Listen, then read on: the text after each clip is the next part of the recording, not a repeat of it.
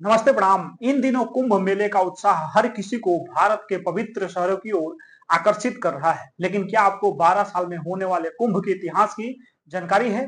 तो चलिए इस खबर में हम आपको बताते हैं कि अमृत कलश से कैसे जुड़ा है कुंभ का इतिहास। देखिए, कुंभ मेला विश्व का सबसे बड़ा धार्मिक समागम है। हर 12 साल में भारत के 4 पवित्र शहर हरिद्वार, प्रयागराज, उज्जैन और नासिक में आयोजित होने वाला यह मेला लाखों श्रद्धालुओं को अपनी ओर आकर्षित करता है। लेकिन क्या आप जानते हैं कि इस मेले के पीछे एक अद्भुत पौराणिक कथा छिपी हुई है? कुंभ मेले की उत्पत्ति समुद्र मंथन की कथा से जुड़ी हुई है।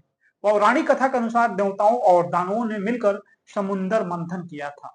इस मंथन से अनेक अद्भुत वस्तुएं निकली थी, जिनमें से एक था अमृत कलश। अमृत पीने से देवता अमर हो जाते हैं। अमृत कलश को लेकर देवताओं और दानवों के बीच युद्ध छिड़ गया था।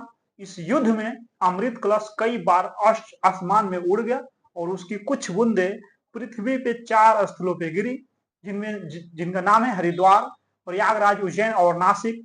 मान्यता है कि जिन स्थानों पे अमृत की बूंदे गिरी थी वो स्थान पवित्र हो गए।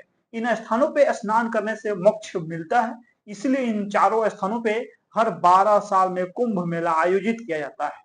माना जाता है कि कुंभ मेले के दौरान इन नदियों में स्नान करने से सभी पाप धुल जाते हैं और मोक्ष की प्राप्ति होती है। कुंभ मेला सिर्फ एक धार्मिक समागम नहीं है, बल्कि भारतीय संस्कृति और सभ्यता का प्रतीक भी है। यह मेला लाखों लोगों को एक साथ लाता है और यह सामाजिक एकता का प्रतीक भी है।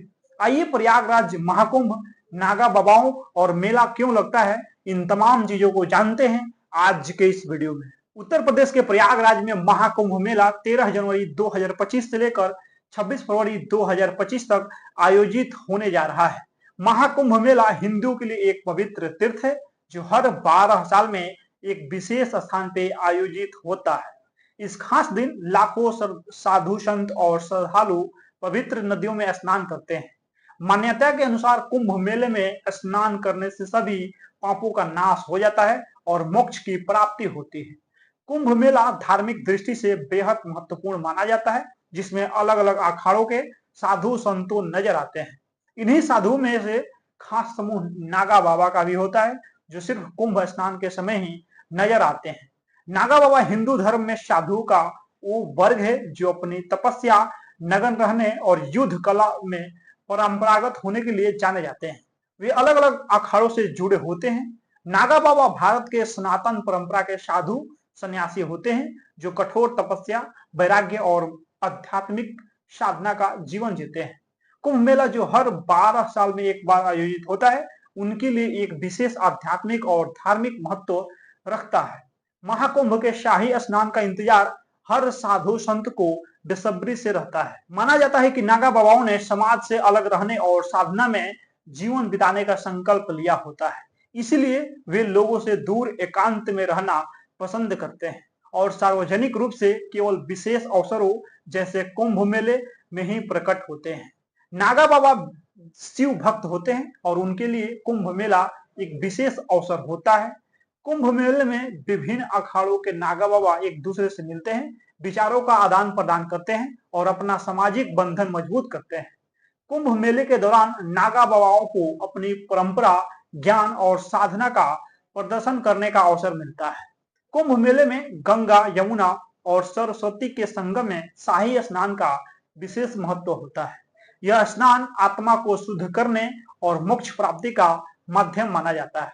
नागा बाबा इस खास अवसर पे 12 साल के बाद स्नान कर अपने तप और साधना को सिद्ध करते हैं। नागा बाबाओं की विशेषता क्या है? देखिए, नागा बाबा आमतौर पे नग्न रहते हैं, बस धोती या लंगोट पहनते हैं। माना जाता है वो आकाश को ही अपना वस्त्र मानते हैं। नागा बाबा युद्ध कला में निपुण होते हैं। वे तलवार, त्रिशूल और अन्य हथियारों का उपयोग करना जानते हैं। वे कठोर तपस्या करते हैं, जैसे कि ठंडे पानी में स्नान करना, भोजन का त्याग करना आदि शामिल है। नागा बाबा भगवान शिव के परम भक्त होते हैं। वे विभिन्न अखाड़ों से जुड़े होते हैं, जैसे कि जूना अखाड़ा, निरंजनी अखाड़ा वगैरह वगैरह। नागा बाबा का जीवन बहुत ही साधारण होता है। वे भोजन में संयम रखते हैं, योग और ध्यान करते हैं और धार्मिक अनुष्ठानों में भाग लेते हैं। वे कुंभ मेले के बाद इसीलिए भी नजर नहीं आते हैं क्योंकि वे आमतौर पे जंगलों या पहाड़ों में रहते हैं। महाकुंभ हिंदू धर्म का सबसे बड़ा और पवित्र त्योहारों में से एक है। यह एक ऐसा धार्मिक समागम है जहां लाखों श्रद्धालु गंगा, यमुना और सरस्वती जैसे पवित्र नदियों में स्नान करने के लिए एकत्रित होते हैं। इस मेले का धार्मिक और सांस्कृतिक महत्व बहुत गहरा है। महाकुंभ की उत्पत्ति पौराणिक कथाओं से जुड़ी है। मान्यता है कि देवताओं और दानवों के बीच अमृत कलश के लिए हुए युद्ध के दौरान कुछ बूंदे पृथ्वी पृथ्वी पे गिरी थी, जिससे 4 स्थानों पे कुंभ मेले का आयोजन होने लगा, जिनका नाम है हरिद्वार, प्रयागराज, उज्जैन और नासिक। महाकुंभ में पवित्र नदियों में स्नान करने से सभी पापों का नाश हो जाता है और मोक्ष की प्राप्ति होती है। माना जाता है कि कुंभ मेले में स्नान करने से सभी देवताओं का आशीर्वाद मिलता है। महाकुंभ 2025 शाही स्नान कब कब है? देखिए, पौष पूर्णिमा 13 जनवरी 2025 के दिन पहला शाही स्नान होगा। मकर संक्रांति 14 जनवरी 2025 के दिन दूसरा शाही स्नान होगा। मौनी अमावस्या 29 जनवरी 2025 के दिन तीसरा शाही स्नान होगा। बसंत पंचमी 3 फरवरी 2025 के दिन चौथा शाही स्नान होगा और माघ पूर्णिमा 12 फरवरी 2025 के दिन पांचवा शाही स्नान होगा। महाशिवरात्रि 26 फरवरी 2025 के दिन आखिरी शाही स्नान होगा। कुंभ मेले 3 प्रकार के होते हैं: महाकुंभ, पूर्ण कुंभ और अर्ध कुंभ। महाकुंभ को केवल प्रयागराज में ही आयोजित किया जाता है। महाकुंभ आस्था, संस्कृति और करोड़ों श्रद्धालुओं की आस्था का संगम है। महाकुंभ का आरंभ इस बार 13 जनवरी से होने जा रहा है। कहा जा रहा है कि इस साल लगने वाला महाकुंभ पूर्ण महाकुंभ होगा, जो 144 साल बाद लग रहा है। महाकुंभ का इतिहास वर्षों पुराना है। तो आइए अब जानते हैं महाकुंभ का आयोजन सबसे पहली बार कब और कहां हुआ था। देखिए, महाकुंभ करोड़ों श्रद्धालुओं की आस्था का प्रतीक है। महाकुंभ सिर्फ एक मेला नहीं है, बल्कि यह आस्था, परंपरा और हिंदू संस्कृति का संगम है। श्रद्धालुओं के लिए यह एक पवित्र एहसास है जिसका इंतजार सभी श्रद्धालुओं को बेसब्री से रहता है। इस साल 13 जनवरी से लगने जा रहा महाकुंभ का मेला कई मायनों में बेहद खास होने वाला है। इस बार 144 साल बाद पूर्ण महाकुंभ लग रहा है। सरल शब्दों में समझे तो 12 साल लगातार मेला लगने के बाद पूर्ण महाकुंभ लगता है, जो 144 साल बाद आता है। महाकुंभ का आयोजन इस बार प्रयागराज में हो रहा है। इस बार महाकुंभ में क्या कुछ खास होने वाला है, इसके बारे में तो आप सभी जानते ही होंगे, लेकिन क्या आप जानते हैं महाकुंभ का इतिहास वर्षों पुराना है। महाकुंभ से जुड़े कई ऐसे रहस्य हमारे ग्रंथों में छिपे हुए हैं। कुछ ग्रंथों में उल्लेख है कि सतयुग से ही इस मेले का आयोजन किया जा रहा है। हालांकि किसी भी पुराण में विस्तार से इसके बारे में कुछ नहीं बताया गया है कि कब और कहां हुआ, यह अस्पष्ट है। और कुछ ग्रंथों में बताया गया है कि कुंभ मेला का आयोजन 850 साल से भी ज्यादा पुराना है। आदि शंकराचार्य द्वारा महाकुंभ की शुरुआत की गई थी। कुछ कथाओं में बताया गया है कि कुंभ का आयोजन समुद्र मंथन के बाद से ही किया जा रहा है, जबकि कुछ विद्वानों का कहना है कि गुप्त काल के दौरान से ही इसकी शुरुआत हुई थी, लेकिन सम्राट हर्षवर्धन से इसके प्रमाण देखने को मिलते हैं। इसी के बाद शंकराचार्य और उनके शिष्यों द्वारा सन्यासी अखाड़ों के लिए संगम तट पे शाही स्नान की व्यवस्था की गई थी। हालांकि कुछ ऐतिहासिक साक्ष्य यह भी मिलते हैं जिनसे सिद्ध होता है कि कुंभ का आयोजन राजा हर्षवर्धन के राज्यकाल में आरंभ हुआ था। प्रसिद्ध चीनी यात्री हेन सांग जब अपनी भारत यात्रा के बाद उन्होंने कुंभ मेले के आयोजन का उल्लेख किया था, इसी के साथ उन्होंने राजा हर्षवर्धन का भी जिक्र किया है। उनके दयालु स्वभाव के बारे में भी उन्होंने जिक्र किया था। हेनसंग ने कहा था कि राजा हर्षवर्धन लगभग हर 5 साल में नदियों के संगम पे एक बड़ा आयोजन करते थे, जिसमें वह अपना पूरा कोष गरीबों और धार्मिक लोगों को दान में दे दिया करते थे। समुद्र बंधन के बारे में शिव पुराण, मत्स्य पुराण, पद्म पुराण, भविष्य पुराण समेत लगभग सभी पुराणों में जिक्र किया गया है।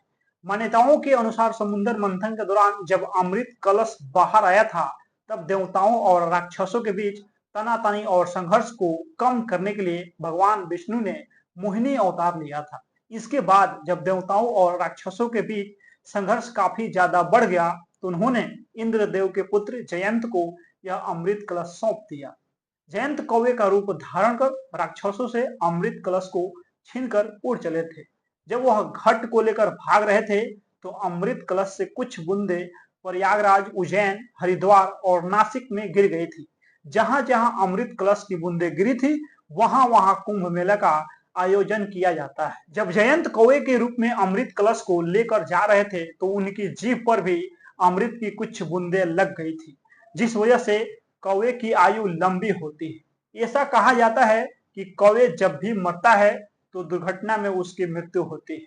अमृत कलश लेकर जब जयंत भाग रहे थे तो कुछ बूंदे प्रयागराज, उज्जैन, हरिद्वार और नासिक में अमृत की बूंदे गिरी थी, इसीलिए यहाँ कुंभ किया जाता है, इसीलिए यहाँ कुंभ का मेला होता है। इसके अलावा अमृत की कुछ बूंदे दुर्वा घास पे गिर गई थी, जिस वजह से दुर्वा को पवित्र माना जाता है और सर्वप्रथम पूजनीय देवता गणेश जी को अर्पित किया जाता है। प्रयागराज में लगने वाला महाकुंभ का महत्व अधिक माना गया है। दरअसल यहाँ 3 पवित्र नदियों गंगा, यमुना और सरस्वती का संगम है, जिस वजह से यह स्थान अन्य जगहों की तुलना में अधिक महत्वपूर्ण है। बता दें, सरस्वती नदी लुप्त हो चुकी है, लेकिन वह धरती का धरातल में आज भी बहती है। ऐसी मान्यता है कि जो व्यक्ति इन 3 नदियों के संगम में शाही स्नान करता है उसे मोक्ष की प्राप्ति होती है, इसीलिए प्रयागराज में इसका महत्व अधिक माना जाता है। बाकी इस वीडियो में आप लोग अपना प्रतिक्रिया दे दीजिए। मिलते हैं अगला वीडियो में। बहुत बहुत धन्यवाद।